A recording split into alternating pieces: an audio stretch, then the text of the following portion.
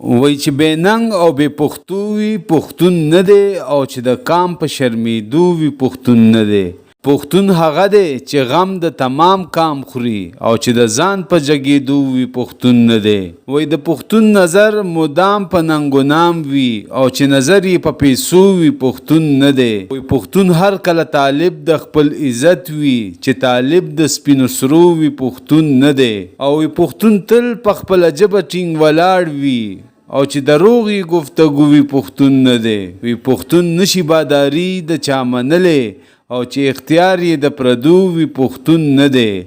او وی په نصیب د ملنګ جان دغه مصرې شوي، او چې خفه په دې مصرو وي پښتون نه دی.